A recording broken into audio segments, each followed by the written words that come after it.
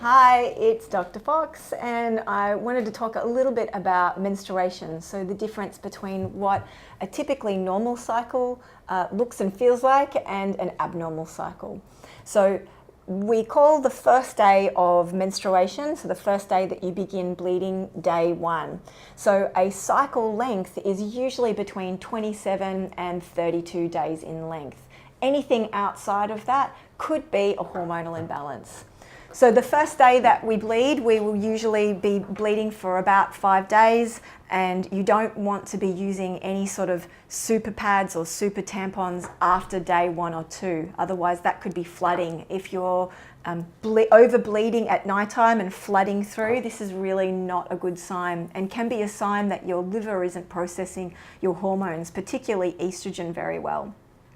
And that can be genetic. So the way in which your enzymes work in your liver is based off the nutrients from your diet, and also there can be genes that affect the specific enzymes that break down estrogen. So in that we could be finding families where there is endometriosis or always heavy painful periods and mum's got it or auntie or sister's also got it. But there's lots that we can do to be able to change the way in which our genes express and affect the enzymes within all of the body, and also particularly with the way in which we process estrogen.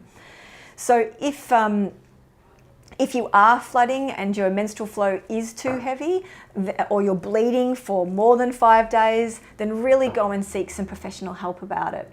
So after menstruation, the pituitary gland sends a hormone to tell your ovaries, it's called follicle stimulating hormone, tell your ovaries to surge follicles. One follicle will grow and then that follicle will release an egg. So that's called apoptosis, and that's ovulation. And this is the time we can fall pregnant. Actually, really healthy sperm can hang around near the fallopian tubes for up to 3 days before you ovulate. So that's also a fertile window. So knowing when you ovulate is really important for natural fertility management. And what happens when you do ovulate is the discharge that occurs is very different. So it's more like egg white and very slippery in nature. So starting to track the way in which your discharge changes throughout the month can also help you find out when am I fertile and when am I ovulating. Tracking your temperature first thing in the morning, which is called BBT, or body-based temperature charting, is also very useful. And there's a lot of natural fertility apps that can teach you how to do this and figure out when you're fertile. The egg will stay alive, if it's a healthy egg, for up to 3 days. And usually our temperature is a lot higher then, and your body's surging a lot of estrogen and a lot of progesterone at the middle part of your cycle. And we usually ovulate between day 10. So remembering the first day of bleeding is day 1. Between day 10 and day 16 is the window that we'll typically start to see a change in discharge and we'll begin to ovulate.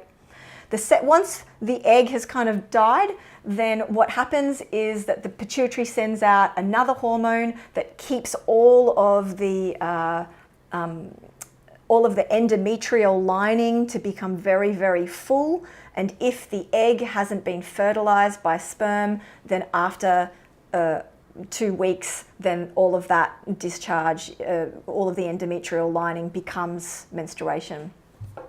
So that's pretty much what happens within a normal cycle. And if that's not happening for you every 27 to 30 days, or you're not finding that there is a change in temperature, you're not finding any change in discharge, then do something about it. Thanks for listening. Be good to yourself.